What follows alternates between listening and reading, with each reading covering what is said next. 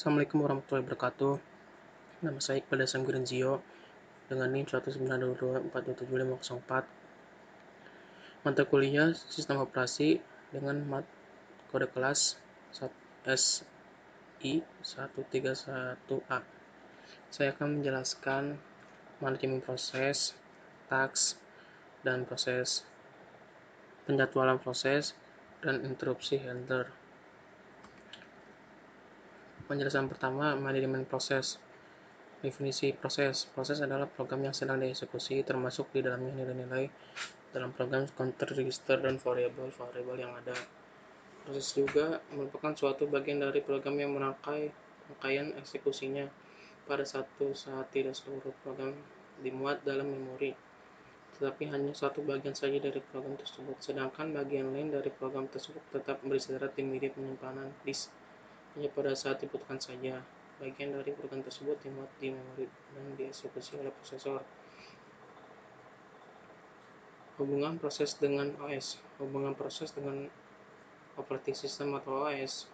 Yang pertama, OS menjadwal mengirimkan proses untuk dieksekusi oleh prosesor. Yang kedua, OS mengalokasikan sumber daya untuk proses. Tanggung jawab yang dipegang oleh OS. Yang pertama, create and delete, yaitu baik proses user maupun sistem. Yang kedua, suspend dan meneruskan proses. Yang ketiga, mendukung mekanisme sinkronisasi proses. Yang keempat, mendukung mekanisme komunikasi proses. Yang kelima, mendukung mekanisme penanganan deadlock. Perbedaan proses dan program. Program yang pertama ada secara nyata di ruang penyimpanan. Yang kedua, statis atau pasif yang terletak di dalam suatu file. Yang ketiga, terdiri dari instruksi. Proses yang pertama ada secara nyata dalam waktu yang terbatas. Yang kedua, dinamis atau aktif karena dalam keadaan tereksekusi. Yang ketiga, terdiri dari instruksi yang tereksekusi. Penjelasan kedua, task dan proses. Menurut Seberkas, suatu proses adalah lebih dari sebuah kode program yang terkadang disebut execution. Proses juga mencakup program counter, yaitu sebuah stack yang untuk menyimpan alamat dari instruksi yang akan dieksekusi selanjutnya, dan register. Tugas atau proses berasal dari bagian program. Jenis tugas atau proses bergantung pada jenis program, yaitu yang pertama, tugas atau proses sistem. Tugas atau proses sistem berasal dari program sistem. Mereka datang dari sistem bahasa, sistem utilitas, dan sistem operasi. Yang kedua, tugas atau proses aplikasi berasal dari aplikasi. Proses aplikasi memerlukan dua macam sumber daya. Pada suatu saat proses itu memerlukan prosesor, dan pada saat berikutnya memerlukan alat peripheral atau sebaliknya. Penjadwalan dan proses. Definisi penjadwalan. Penjadwalan merupakan kumpulan kebijaksanaan dan mekanisme di sistem operasi yang berkaitan dengan urutan kerja yang dilakukan sistem komputer.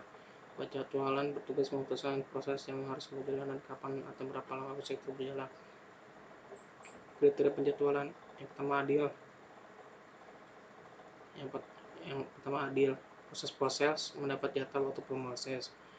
Tak ada proses yang tak bagian layanan proses. Yang kedua, efisiensi atau utilitas pemroses dihitung dengan perbandingan rasio waktu sibuk proses. Yang kedua, menjaga agar proses tetap dalam keadaan sibuk. Efisiensi mencapai maksimum. Penjadwalan dan proses. Waktu tanggap pada sistem interaktif. Yang kedua, waktu tanggap pada sistem waktunya real time. Yang ketiga, turnaround time. Yang terakhir, throughput. Throughput adalah jumlah kerja atau jumlah job yang dapat diselesaikan dalam satu unit waktu. Tipe penjadwalan. Yang pertama, penjadwalan jangka pendek, short term scheduler, menjadwalkan alokasi proses di antara proses ready di memori utama. Kedua, penjadwal jangka menengah aktivitas pemindahan proses yang tertunda dari memori utama ke memori sekunder, swapping tersedia ruang untuk proses lain. Yang ketiga, penjadwal jangka panjang bekerja terhadap antrean batch dan memiliki batch berikutnya yang harus dieksekusi. Batch biasanya adalah proses-proses dengan penggunaan sumber daya yang intensif, yaitu pemroses memori perangkat masukan atau keluaran. Program-program ini berprioritas rendah digunakan sebagai pengisi agar pemroses sibuk selama periode aktivitas job-job yang terakhir rendah. Sasaran utama penjadwal jangka panjang adalah memberi keseimbangan job-job campuran. Interupsi pada prosesor. Pengertian interupsi. Pengertian kerja prosesor merupakan suatu interupsi pada prosesor. Interupsi terjadi pada pengaktifan konteks karena dengan pengaktifan konteks kegiatan prosesor untuk suatu proses dihentikan dan kegiatan prosesor dilanjutkan untuk proses lain. Cara-cara interupsi. Yang pertama, interupsi langsung. Yang kedua, interupsi dilakukan secara langsung oleh suatu aplikasi atau komponen. Kebanyakan interupsi pada sistem komputer bukan jenis interupsi langsung. Ketika interupsi polling bertanya pada cara interupsi polling, prosesor akan bertanya kepada sejumlah aplikasi dan atau komponen, apakah ada di antara mereka yang membutuhkan prosesor. Pembagian interupsi. Control unit. Yang pertama, control unit.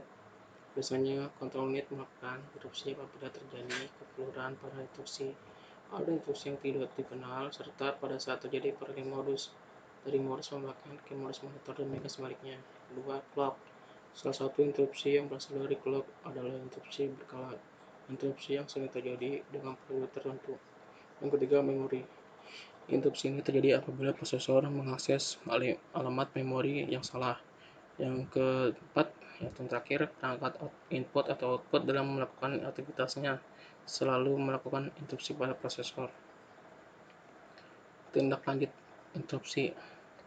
Yang pertama, penata interupsi atau interrupt handler. Jika terjadi interupsi, maka kendali prosesor akan diserahkan ke bagian penata interupsi. Pada sistem beroperasi, maka penata interupsi inilah dan melaksanakan interupsi. Pertama, interupsi yang sedang diolah oleh prosesor dibiarkan sampai selesai program. Yang kedua, penata interupsi merekam semua informasi prosesor. Yang ketiga, penata interupsi mengidentifikasi jenis dan asal interupsi. Yang keempat, penata interupsi mengambil tindakan sesuai dengan yang dimaksud interupsi. Yang kelima, penata interupsi mempersiapkan sesuatu untuk kelanjutan proses yang diinterupsi. Yang kedua nih, penata keliru atau error handler, yaitu interupsi karena kekeliruan pada pengelolaan proses dan bagian pada sistem operasi yang menata kegiatan akibat kekeliruan adalah penata keliru. Selanjutnya, interrupt handler. Apa yang akan terjadi jika ada interupsi? Jika terjadi interupsi, maka kendali prosesor diserahkan ke bagian interrupt handler pada sistem operasi. Interrupt handler melaksanakan beberapa hal, diantaranya yang pertama, memeriksa apakah instruksi yang sedang diolah proses sudah selesai atau belum. Bila belum, tunggu sampai selesai.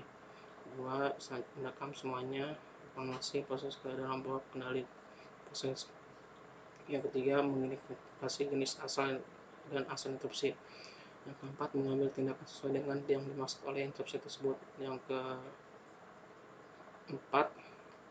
kelima, mempersiapkan segala sesuatu untuk melanjutkan proses yang terinterupsi. Sekian, terima kasih. Wabillahi taufiq wal hidayah. Assalamualaikum warahmatullahi wabarakatuh.